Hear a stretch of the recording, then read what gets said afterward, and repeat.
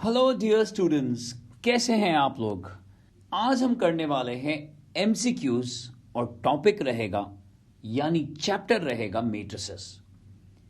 हम लगभग 5 से 10 क्वेश्चन हर एक पार्ट में करेंगे और आने वाले एग्जाम्स के लिए आप पूरी तरह से प्रिपेयर्ड होंगे। हर क्वेश्चन को बहुत अच्छे से समझकर वीडियो को पॉज कर दिया करें, खुद सॉल्व करने की कोशिश करें और जब आपको लगे कि आप एक आंसर तक पहुंच गए हैं तो उसको अपनी कॉपी पर नोट कर लें या कमेंट बॉक्स में कमेंट कर लें और फिर जो आंसर हम देंगे उसके साथ उसको अच्छे से कंपेयर कर लें। आइए हम शुरू करते हैं पहला पार्ट। बच्चों, this is the first question. If a matrix has 8 elements, एक मैट्रिक्स में 8 एलिमेंट्स हैं, then the total number of different orders of writing the matrices are, क्या 1 होगा, सिर्फ एक ही तरीके से लिखा जा सकता है, क्या 2 मेथड से लिखा जा सकता है, 3 तरीकों से लिखा जा सकता है, कि 4 तरीकों से लिखा जा सकता है। क्वेश्चन बहुत आसान है, हमारी एनसीईआरटी में भी ऐसा क्वेश्चन दिया हुआ है। एक बार फिर से समझ लीजिए, मैं आपको एक्सप्लेन कर देता हूं। अगर आपको डायरेक्टली आता है तो अभी तक जैसा हमने शुरू में बोला था आप आंसर निकाल चुके होंगे, आपने क्वेश्चन समझ लिया है, वीडियो को पॉज कर दिया और आंसर निकाल लिया होगा। अब मैं जल्दी से इसकी एक्सप्लेनेशन भी दे देता हूं क्योंकि ये मल्टीपल चॉइस क्वेश्चन होगा, इसीलिए आप डायरेक्ट आंसर या तो ओएमआर शीट पर या ऑटो करेक्शन शीट्स पर या जिस तरह की भी इंस्ट्रक्शंस आपको दी जाती हैं वैसा आप कर सकते हैं। ध्यान से देखिए, नंबर ऑफ रोज और नंबर ऑफ कॉलम्स मिलाकर यहां 8 एलिमेंट्स हैं। तो क्या क्या पॉसिबिलिटीज हो सकती हैं बच्चों? एक पॉसिबिलिटी ये हो सकती है कि ये 1 क्रॉस 8 हो, यानी 1 रो और 8 कॉलम्स। दूसरी पॉसिबिलिटी हो सकती है 2 क्रॉस 4, 2 रो और 4 कॉलम्स। अब आप समझ चुके हैं कि एक और पॉसिबिलिटी 4 क्रॉस 2 की हो सकती है, यानी 4 रोज और 2 कॉलम्स। और एक आखिरी पॉसिबिलिटी हो सकती है 8 क्रॉस 1, यानी 8 रोज और सिर्फ 1 कॉलम। तो ऑप्शन यहां पर क्या होने वाला है बच्चों? ऑप्शन होगा डी, यानी देयर आर 4 आउटपुट्स। 4 तरीके से इनको लिखा जा सकता है। आइए अब दूसरे क्वेश्चन को देख लेते हैं।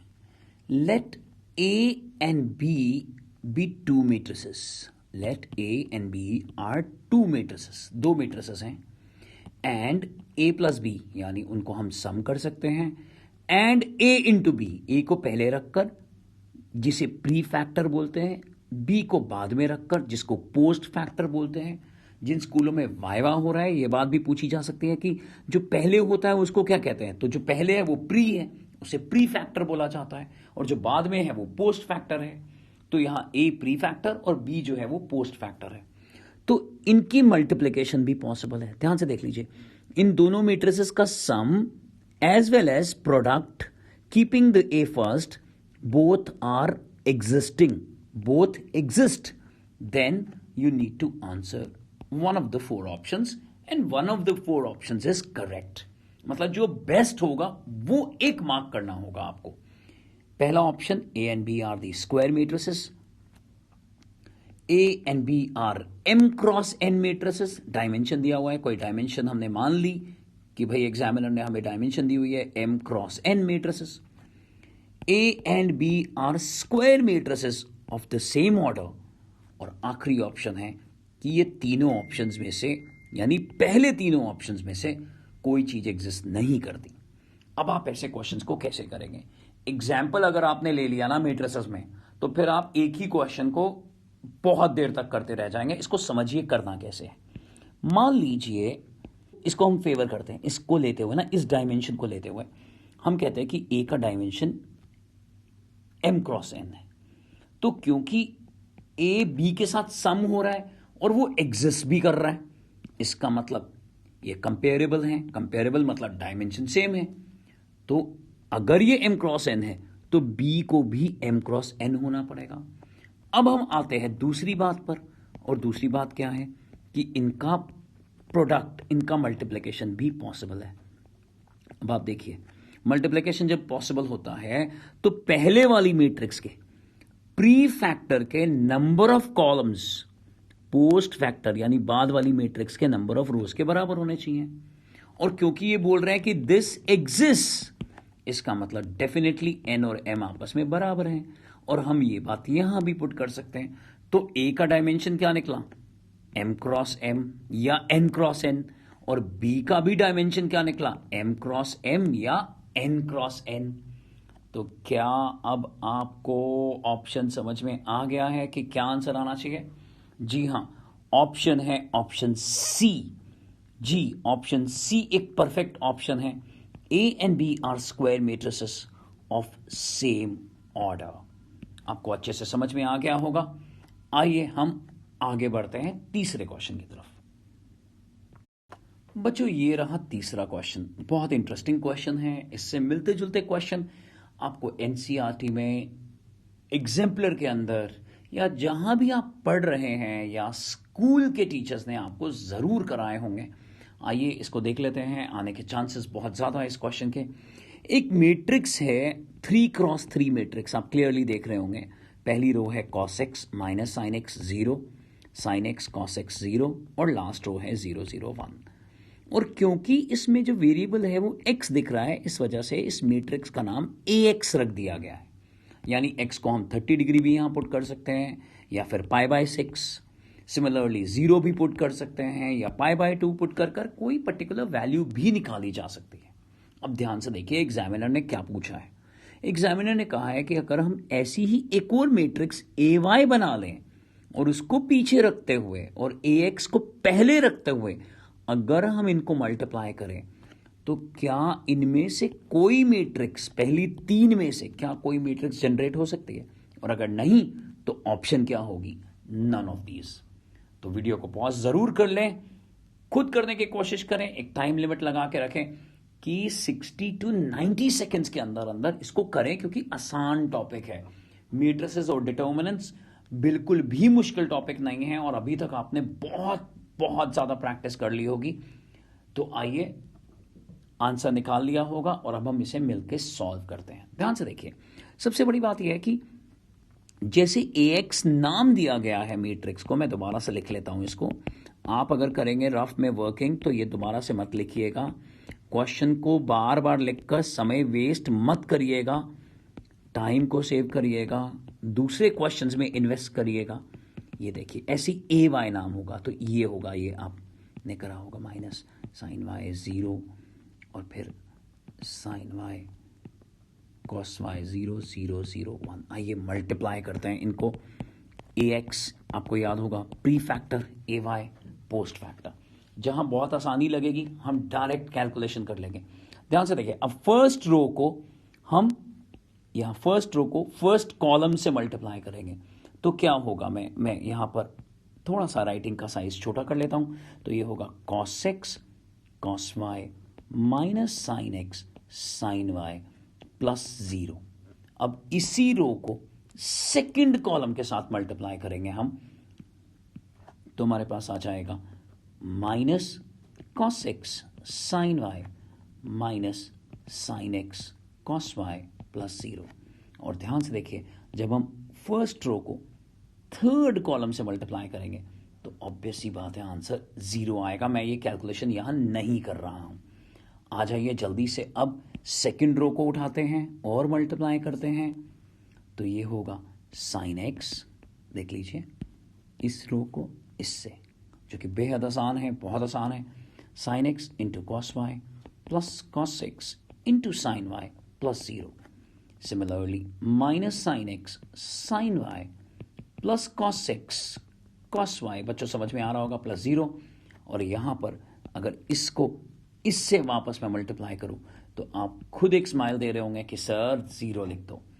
अब यहां पर भी 0 आ जाएगा और लास्ट रो का लास्ट एलिमेंट ऐसा आ जाएगा। अब बहुत जरूरी है, मैं यहां थोड़ा सा जूम कर देता हूं, क्या ये कोई फॉर्मूला बन रहा है cos A cos B minus sign A sine B?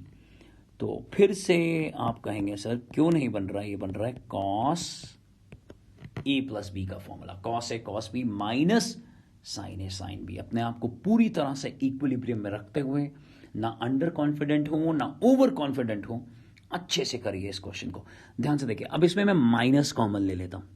अगर मैं यहां माइनस कॉमन ले लेता हूं, क्योंकि इस जीरो की तो कोई वैल्यू है नहीं, तो ये फॉर्मूला बन गया sine A cos B plus cos A sine B, तो minus of sine x plus y, ये जीरो हो गया। यहां पर साइन एक्स प्लस वाई हो गया, यहां फिर से cos A cos B minus sign A sine B आ रहा है, तो ये हो गया कॉस एक्स प्लस वाई, ये हो गया 0 0 0 1। अब हम यहां क्वेश्चन की ट्रिक को समझते हैं। अगर देखिए सेम एलिमेंट्स थे, क्योंकि वेरिएबल x था, क्या नाम रख दिया गया था, x, सब कुछ सेम था, लेकिन वेरिएबल y है, इसलिए नाम क्या रख दिया, ay। अब आप ध्यान से देखिए, सब कुछ सेम है, यहां कॉस है, यहां भी कॉस है, यहां माइनस साइन है, यहां भी माइनस साइन है, और सबका एंगल क्या है इस बार, x प्लस वाई। तो जल्दी से बता दीजिए, मेरे ये बात बोलने पर ही आपको समझ में आ गया होगा कि क्या ऑप्शन ए या बी या सी, इनमें से कौन सा ऑप्शन एक करेक्ट ऑप्शन है। तो आप कहेंगे सर क्लियरली दिख रहा है ऑप्शन बी जो है वो एक करेक्ट ऑप्शन है। तो ये बहुत इंटरेस्टिंग क्वेश्चन था।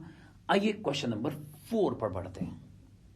अब अगर हम क्वेश्चन नंबर 4 की तरफ देखें तो ये एक बेसिक डेफिनेशन है, मतलब टाइप्स ऑफ मैट्रिसेस आपने पढ़ी होंगी, उसकी एक टाइप है, उसके बारे में पूछा जा रहा है, उसके बारे में हमसे नॉलेज मांगी जा रही है कि अगर एक मैट्रिक्स है, उसके एलिमेंट्स को ए आई जे से, आई जे एक सबस्क्रिप्ट है, उससे रिप्रेजेंट करा गया है, डायमेंशन आप देख सकते हैं, डायमेंशन m क्रॉस n है, और हमसे कहा गया है कि ये एक स्केलर मैट्रिक्स है। तो बताइए कि स्केलर मैट्रिक्स क्या होती है, और हमें यहाँ 4 ऑप्शंस दे दिए गए हैं, ध्यान से पढ़िए। ए आई जे हमेशा 0 होगा, फॉर, ध्यान से पढ़िए, यह थोड़ा गैप है, लेकिन एफ और नहीं है ये, for all A is not equal to J, यानी अपर ट्राइंगल और लोअर ट्राइंगल 0 होगा, ये बात बोली जा रही है ना, आप समझ रहे हैं ना। अगर मैं यहाँ पे थोड़ा सा आइडिया दे दूं कि मान लो एक स्क्वायर मैट्रिक्स है, तो मीन डायगोनल को छोड़ दूं तो this is called upper triangle and this is called lower triangle. और यहां पर क्या होता है, एक बार लिख देता हूं, लोअर ट्राइंगल, और यहां पर क्या होता है, आई और जे आपस में इक्वल नहीं होते। तो वो कह रहे हैं कि यहां सारे एलिमेंट्स क्या होंगे जी, 0। दूसरी बात ये बोली गई है कि अगर आई और जे आपस में इक्वल है तो ये सारे के सारे एलिमेंट जो होंगे वो कांस्टेंट होंगे, एक जैसे होंगे, और जहां पर आई और जे इक्वल नहीं है वहां पर फिर ये वैल्यू 0 होने वाली है, इस तरह से बोल रहे हैं वो। और तीसरे ऑप्शन की तरफ देखें, एक बार मैं सब कुछ हटा देता हूं। तीसरा ऑप्शन क्या है, तीसरा ऑप्शन ये कह रहा है कि ए आई जे हमेशा 0 होगा for all I is equal to J. लो जी, यहां कह रहे हैं कि मेन डायगोनल 0 होगा, बाकियों का पता नहीं है। और यहां पर बोल रहे हैं कि ए आई जे कॉन्स्टेंट होगा for all I is equal to J, लेकिन कुछ कुछ एलिमेंट्स के लिए जब आई और जे आपस में इक्वल नहीं होंगे, कुछ कुछ एलिमेंट्स के लिए जो आउटपुट आएगी वो 0 आएगी। तो ये 4 ऑप्शंस आपके पास हैं, आपको नॉलेज है अच्छे से स्केलर मैट्रिक्स की, आंसर अभी तक आपने दे दिया होगा, और नहीं तो आइए मिलकर करते हैं। समझिए बच्चों, स्केलर मैट्रिक्स का अगर मैं एक एग्जाम्पल आपको बताऊं, अगर मैं एक एग्जाम्पल आपको बताता हूं, मान लो स्केलर मैट्रिक्स का, इसको एनलार्जमेंट मैट्रिक्स भी बोलते हैं। मान लो 7 0 0 0 7 0 एंड ये देखो बॉन्ड बन गए 0 0 7, तो ये एक स्केलर मैट्रिक्स है। अब क्या दिख रहा है, अपर ट्राइंगल क्या है 0, लोअर ट्राइंगल क्या है 0, और ये जो मेन डायगोनल है जहां पर आई और जे आपस में इक्वल होता है वहां पर एक कांस्टेंट दिखाई दे रहा है आपको। अगर यहां पर नंबर्स अलग अलग होते हैं तो हम उसे डायगोनल मैट्रिक्स की सीरीज में ले जाते हैं। फिर से सुन लीजिए, डायगोनल मैट्रिक्स की सीरीज में। लेकिन अगर ये एक स्केलर मैट्रिक्स है तो यहां पर ये एलिमेंट सारे के सारे सेम आने चाहिए बच्चों। तो देखिए, अब ऑप्शन चेक कर कर देखिए कि जहां पर आई और जे इक्वल नहीं है तो वहां पर for every i is not equal to j, A I j is 0, and if i is equal to j then there has to be some constant say lambda. और यूजुअली जब हम constant को लेते हैं तो हम ये मान के चलते हैं कि वो एक नॉन जीरो वैल्यू है, तो इस तरह से आगे बढ़ा जाता है। जैसे फिजिक्स में भी आप कांस्टेंट लेते हैं या इकोनॉमिक्स के अंदर भी कोई कांस्टेंट लेते हैं तो उसको हम ये मान के चलते हैं कि वो सिस्टम को एग्जिस्ट कराएगा। मतलब ऐसा नहीं है कि सब कुछ ही 0 हो जाए, फिर तो ये नल मैट्रिक्स हो जाएगा। तो ये ऑप्शन जो है, ऑप्शन बी जो है वो एक परफेक्ट ऑप्शन है। और क्या यूनिट मैट्रिक्स भी एक तरह का स्केलर मैट्रिक्स है? Yes, unit matrix is the typical example of the scalar matrix. आइए अब फोर्थ क्वेश्चन को करने के बाद हम लोग आखिरी क्वेश्चन, पार्ट 1 के आखिरी यानी 5th क्वेश्चन की तरफ बढ़ते हैं। और ऐसे बहुत सारे वीडियोस यहाँ ऑलरेडी एग्जिस्ट कर रहे हैं और लगभग हम कोई ना कोई वीडियो डेली बेसिस पे पोस्ट करते हैं, और वो यूजुअली क्लास 9 से लेकर क्लास 12th के मैथ्स के स्टूडेंट्स के लिए होता है। इसके अलावा भी हम बाकी सब्जेक्ट्स में भी लगातार कोशिश करते हैं कि कुछ ना कुछ नॉलेज आपको दे दी जा सके। सो इस चैनल को अगर अभी तक आपने सब्सक्राइब नहीं करा है तो झट से इस चैनल को सब्सक्राइब कर लीजिए, अपने दोस्तों को इस चैनल के बारे में ज़रूर बताइएगा। और आइए अब हम शुरू करते हैं क्वेश्चन नंबर 5। तो ये है क्वेश्चन नंबर 5। अगर हमने ये चैप्टर शुरू करा होगा तो हमारे स्कूल में या जहाँ भी आप पढ़ रहे हैं वहाँ बोला होगा कंस्ट्रक्ट द मैट्रिक्स। तो ये एक मैट्रिक्स को फॉर्म करने वाला क्वेश्चन है, एक मैट्रिक्स जिसकी डायमेंशन m×n है और यहाँ पर Aij हमें जनरेट करना है। और एक चीज़ यहाँ पर मुझे कहनी है कि इस क्वेश्चन में करेक्शन मैं आपके लिए करके दे सकता हूँ कि मैं इसे 2×2 कर रहा हूँ। थोड़ा सा मैं इसको ऐसा करता हूँ और यहाँ 2×2 कर देता हूँ। ये मटेरियल हमें हमारे यूज़र ने दिया है और हम इसको क्लेम नहीं करते हैं कि ये कौन से कॉलेज या किसी स्कूल का या किसी इंस्टीट्यूशन का है, बट हाँ हम इसे अच्छे से अच्छे तरीके से आपको सॉल्व कराने की कोशिश कर रहे हैं। तो मैं इसे 2×2 कर देता हूँ, यानी 2 रोज हैं और 2 कॉलम्स हैं और एक मैट्रिक्स को कंस्ट्रक्ट करना है। तो जितनी देर में हम ये सारी चीज़ें ऑब्जर्व कर रहे हैं तो हम लोग इसको कंस्ट्रक्ट करते हैं। ध्यान से देखिए, अगर मैं यहाँ पर 2×2 मैट्रिक्स ला रहा हूँ तो सबसे पहला एलिमेंट जो बनेगा वो क्या बनेगा? A11, यानी फर्स्ट रो फर्स्ट एलिमेंट का जो आउटपुट है वो क्या होगा? तो ध्यान से देखो 1 - 1। अब स्क्वायर करने की भी जरूरत नहीं है क्योंकि एक मल्टीपल चॉइस क्वेश्चन होगा या OMR शीट पर आपको मार्क करना होगा। तो A11 की वैल्यू 0 आ गई है, देख रहे हैं? तो इससे ये 2 ऑप्शंस तो बिल्कुल कट गए हैं। अब आपके पास देखिए ये 2 ऑप्शंस गए, A और B में से आंसर आएगा A12 मतलब फर्स्ट रो सेकेंड एलिमेंट। तो 1 - 2 the whole square divided by 2, so -1 का स्क्वायर 1 हो जाएगा यानी 1/2। तो ये वाला ऑप्शन भी गया। तो देखा जाए तो परफेक्टली यही आंसर आएगा। देखिए अगर मैं ट्रिक मानूं तो ये आंसर आ चुका है, आपको बाकी दोनों एलिमेंट्स नहीं निकालने हैं, बट चलिए देख लेते हैं आगे करके भी। A21 का मतलब जानते हैं, सेकेंड रो और फर्स्ट कॉलम का एलिमेंट। तो ये 2 - 1 भाई, A - B the whole square is B - A the whole square. So answer तो यहाँ 1/2 आएगा। और A22 क्योंकि I और J आपस में बराबर हैं तो खुद सोचो जहां भी I और J आपस में बराबर होंगे आंसर क्या आएगा। तो ये चीजें अब थोड़ा कॉन्फिडेंट होकर काम करोगे तो खुद भी अच्छा लगेगा पेपर देते समय, और नॉर्मली कर रहे हो तो भी मार्क्स तो आ ही जाएंगे। तो ध्यान से देखो क्या कहा था कि ऑप्शन क्या आना चाहिए? A। तो यहाँ पर हमने आज सिर्फ 5 क्वेश्चंस करे हैं लेकिन बहुत इंपॉर्टेंट हैं। लगातार आप जो भी वीडियोस हम पोस्ट कर रहे हैं उनको अच्छे से नोट्स बनाते हुए आगे बढ़िएगा। हर वीडियो के डिस्क्रिप्शन बॉक्स के अंदर टेलीग्राम ग्रुप्स दिए गए हैं जिनमें हम बहुत इंपॉर्टेंट वीडियोस के साथ साथ मटेरियल भी पोस्ट करते रहते हैं, सब्जेक्टिव मटेरियल पोस्ट करते रहते हैं, उनको भी ज्वाइन कर लीजिए। और हाँ, अगर आप हमारे साथ एक सिस्टमैटिक पढ़ाई करना चाहते हैं टर्म 1 के रिविजन या टर्म 2 के लिए फाइनल एग्जाम के लिए, तो दिए हुए नंबर पर ज़रूर कांटेक्ट कर लीजिएगा। बच्चों पढ़ते रहिए और आगे बढ़ते रहिए।